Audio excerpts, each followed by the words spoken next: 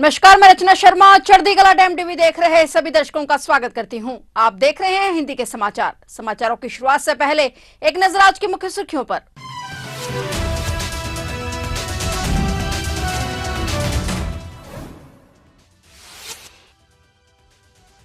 France के राष्ट्रपति ने पीएम मोदी को गले लगाकर किया स्वागत। प्रधानमंत्री नरेंद्र मोदी का फ्रांस में जबरदस्त स्वागत। एआई एक्शन समिट की सह अध्यक्षता करेंगे पीएम मोदी।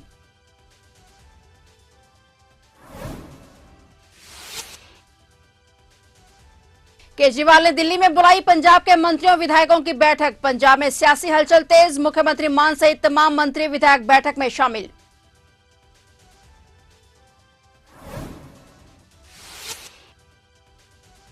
कल किसानों की होने वाली मीटिंग में शामिल नहीं होगा खनौरी मोर्चा। शंभू मोर्चे ने बैठक में शामिल होने की कही बात। एसकेएम के साथ कल बैठक में शामिल नहीं होगा खनौरी मोर्चा।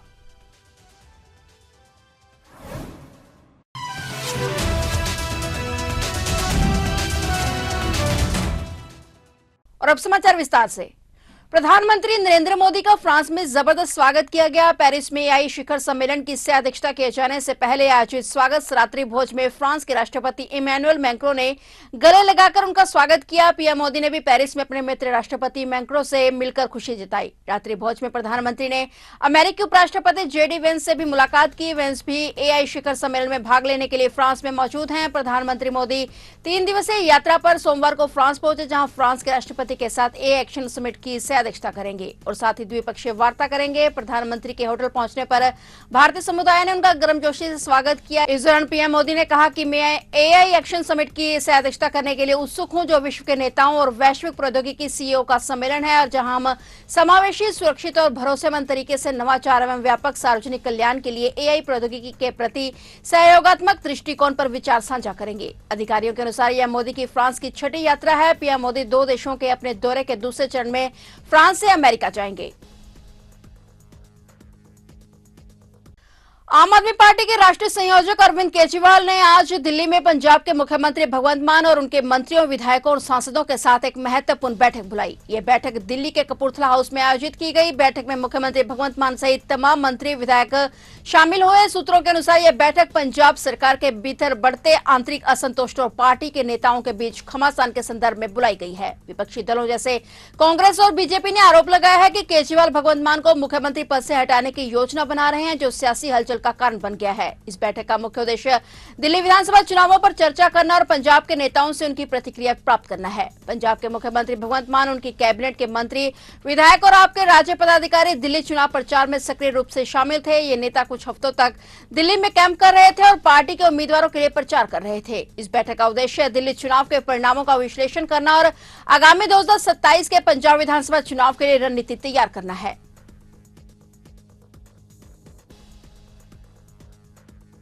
3 मार्च से शुरू हो रहे केंद्र शासित प्रदेश के बजट सत्र से पहले मुख्यमंत्री उमर अब्दुल्ला ने केंद्रीय गृह मंत्री अमित शाह से मुलाकात की। दोनों के बीच सत्ता संरचना के साथ ही विभिन्न मुद्दों पर सकारात्मक चर्चा हुई। जम्मू कश्मीर में उपराज्यपाल और सरकार के बीच अधिकारों के बंटवारे और सरकार के कामकाज के नियमों को अंतिम रूप दे दिया गया है। माना जा रहा है कि केंद्र सरकार की ओर से जल्द ही नियमों को अधिसूचित किया जा सकता है। ये नियम जम्मू कश्मीर में एलजी के मुकाबले मुख्यमंत्री, कैबिनेट मंत्रियों और प्रशासनिक सचिवों की भूमिका, जिम्मेदारियां और शक्तियां स्पष्ट करेंगे। संसद भवन में हुई मुलाकात के बाद सीएम उमर ने कहा कि उन्होंने जम्मू कश्मीर के पूर्ण राज्य का दर्जा बहाल करने की भी मांग की है। राज्य के विकास और सुरक्षा पर लंबी बातचीत हुई। पर्यटन को बढ़ावा देने और राज्य के समस्त विकास पर हमने अपनी ये राय का आदान प्रदान किया। चूंकि 3 मार्च से बजट सत्र शुरू हुआ है, ऐसे में इस विषय पर भी हमारी बातचीत हुई। राज्य में केंद्र की मदद से चल रही विकास परियोजनाओं पर भी विस्तार से चर्चा हुई।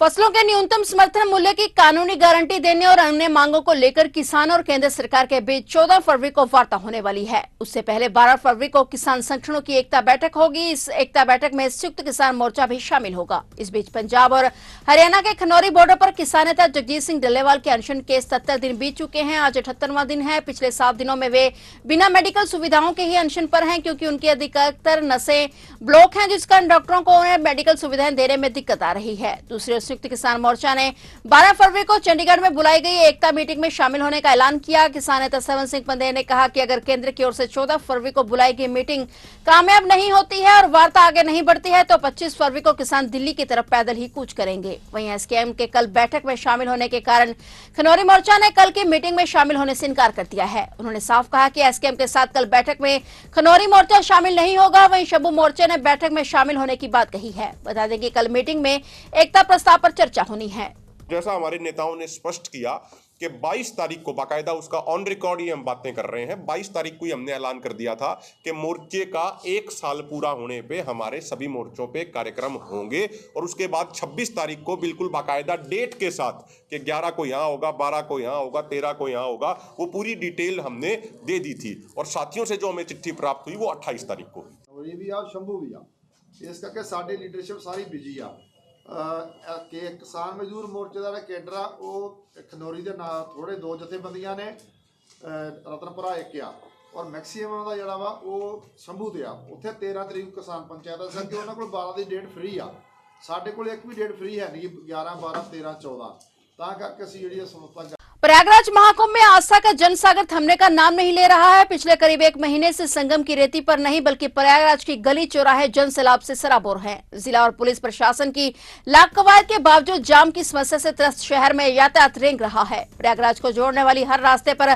हजारों की संख्या में वाहन में श्रद्धालुओं को देखा जा सकता है। उत्साह इस कदर है कि सैकड़ों हजारों किलोमीटर का सफर तय करने के बाद देश दुनिया के सनातनी ट्रैफिक समस्या से निजात पाने के लिए 10 से 20 किलोमीटर की दूरी पैरों से ही नाप रहे हैं। प्रतिदिन महाकुंभ में श्रद्धाभाव से पहुंच रहे श्रद्धालुओं की संख्या का आंकलन करें तो औसतन 1 करोड़ 40 लाख लोग हर रोज त्रिवेणी संगम में डुबकी लगाकर पुण्य कमा रहे हैं। महाकुंभ के जरिए सनातनियों की आस्था और श्रद्धा की बेमिसाल लहर देखने को मिल रही है। 9 फरवरी तक 43 करोड़ से अधिक श्रद्धालुओं ने संगम में स्नान कर नया कीर्तिमान स्थापित किया था। योगी सरकार की ओर से इस विराट और ऐतिहासिक आयोजन के लिए विशेष तैयारियां पहले ही पूरी कर ली गई थी, जिसमें श्रद्धालुओं को सुगम स्नान की और अन्य सुविधाएं मिल सकी हैं। सुरक्षा, स्वच्छता और प्रबंधन के शानदार प्रयासों ने महाकुंभ को ऐतिहासिक बना दिया है। आस्था के इस महामेले ने न केवल भारत बल्कि पूरी दुनिया के सनातन संस्कृति प्रेमियों को एक सूत्र में बांधने का काम किया है।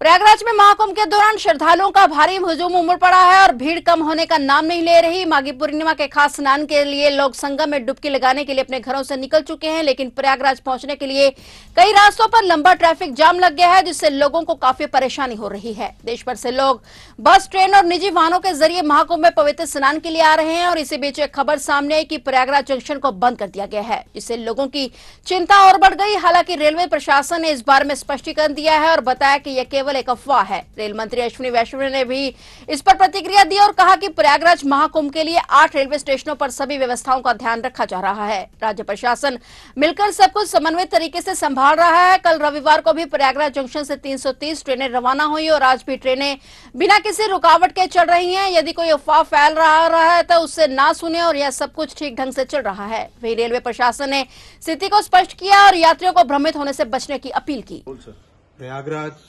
महाकुंभ के अवसर पर 8 स्टेशन पे बहुत अच्छे से रेलवे का व्यवस्थित तरीके से काम चल रहा है। राज्य प्रशासन के साथ, मेला प्रशासन के साथ मिलके एकदम कोऑर्डिनेटेड वे में चल रहा है।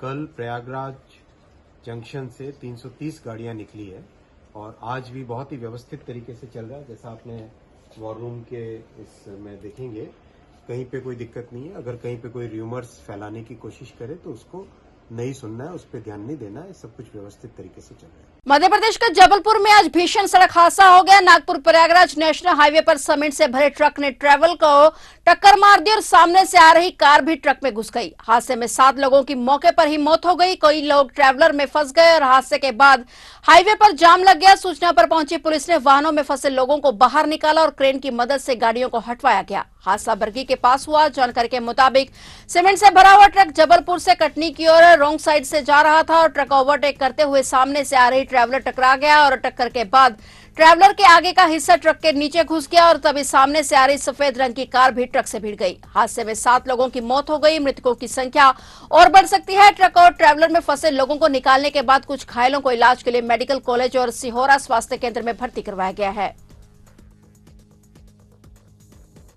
दिल्ली में गुरु रविदास जयंती पर कल यानी 12 फरवरी को सार्वजनिक छुट्टी रहेगी। इसके लिए एलजेवीके सक्सेना ने आदेश जारी कर दिया है, जिसके तहत बुधवार को दिल्ली में सभी सरकारी कार्यालय, स्कूल और बैंक बंद रहेंगे। दरअसल दिल्ली में पहले 13 फरवरी को गुरु रविदास जयंती पर रिस्ट्रिक्टेड हॉलिडे हो रहता था, जिसके चलते सरकारी कर्मचारियों को छुट्टी लेने या काम करने का ऑप्शन दिया जाता था। हालांकि पिछले आदेश को रद्द कर दिया गया है और अब से दिल्ली में 12 फरवरी को गुरु रविदास जयंती के मौके पर सार्वजनिक छुट्टी घोषित रहेगी, जिसके चलते सभी सरकारी दफ्तर कल बंद रहेंगे। गुरु रविदास जयंती को श्री गुरु रविदास जी के जन्मदिन की खुशी में मनाया जाता है। यह त्योहार संत रविदास के सामाजिक समानता और भक्ति के प्रति किए गए महत्वपूर्ण योगदान को दर्शाता है। गुरु रविदास जी ने जाति पाति के भेदभाव को खत्म करने का काम किया था, इसलिए उनके सम्मान में हर साल उनके जन्मदिन को गुरु रविदास जयंती के रूप में मनाया जाता है।